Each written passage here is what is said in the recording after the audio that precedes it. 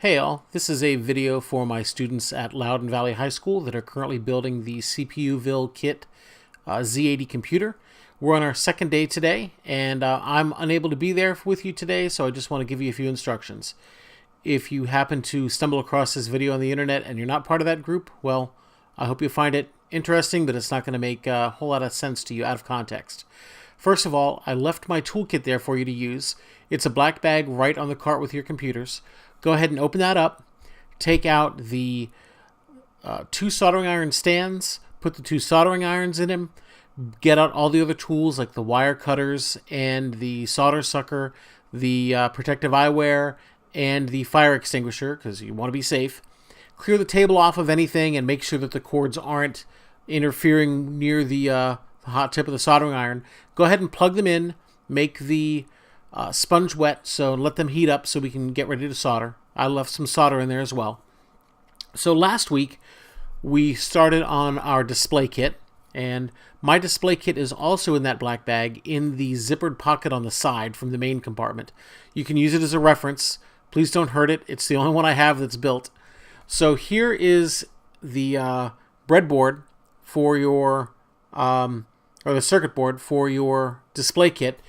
And last week, we started soldering all the little resistors that go in this area right here. I think this week you can, if you pick up the pace a little bit, we can get all those soldered in on both rows. And that would be great progress for this week.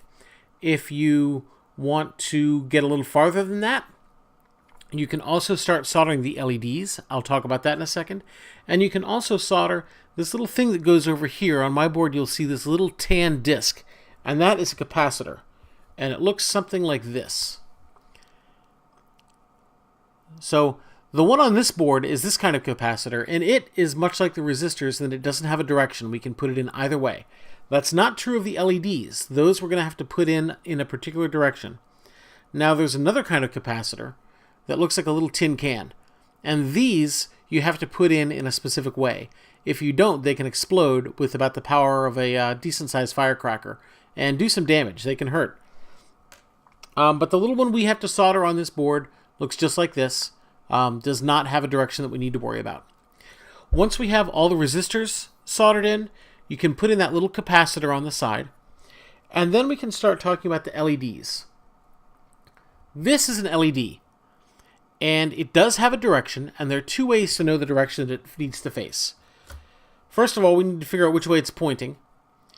And if we look at the little wires that come off the bottom, I don't know if you can see that in the video, there's a long one and a short one. And also, on the same side as the short wire, the little flange around the circle of the LED is flat on one side. And if we look at the building the display part of the CPUVille kit instructions, they show the finished board. They show an arrangement of all the parts, and then right under here it says the cathode, the short lead, is the more negative of the two leads. So there's a short lead, and is marked by the flat side of the flange on the plastic LED body. The flat side and the short lead need to go to pointing to the right side of the board. So how do we know is the right side? Well, the little connectors are here on the left-hand side. We'll solder those in later. The four chips are across the top, and the LED goes in just like this.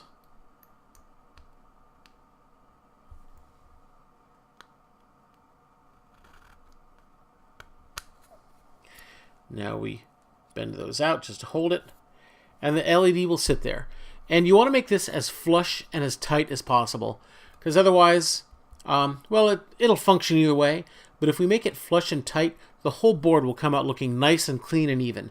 If you don't have it flush, they kind of point in slightly different directions and it looks a little messy. Once you have that in, just like before, drop in the soldering iron. The soldering technique that we'll use, again, hot soldering iron and a few inches of solder in your hand. You put the soldering iron on and count to 5. 1, 2, 3, 4, 5. That heats up the joint. We feed in a little bit of solder. We pull the solder away, and we leave the soldering iron there for a second. And once we pull it away and leave the soldering iron there, the solder will wick into the rest of the joint. We pull the soldering iron away, and in about 2 seconds, it's cool enough to stay. It hardens up that fast. It'll still be hot to the touch.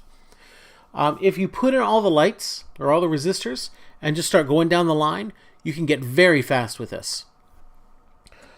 I would prefer that we not solder in the chips yet, because first of all, they do have a direction we need to worry about, and they're also more heat sensitive than the other components, so I don't want to damage them.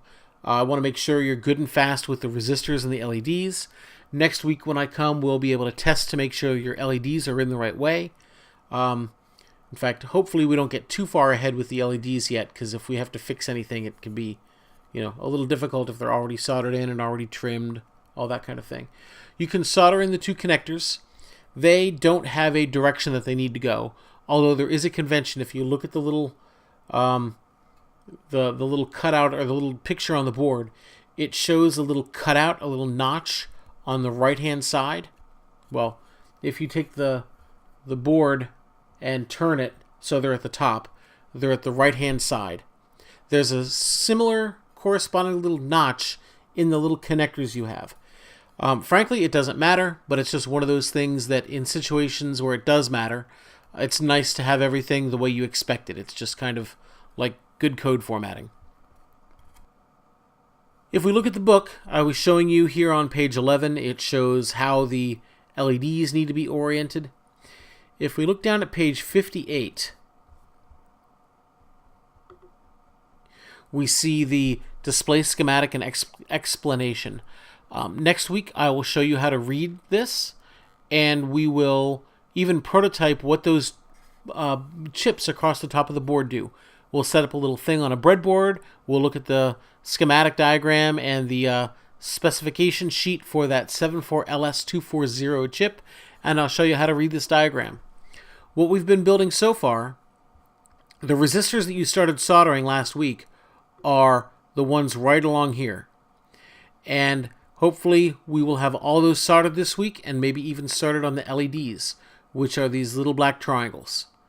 And the little capacitor I talked about is over here, and we'll talk about how that diagram corresponds to this board, and you'll start to learn what that first chip does in your computer.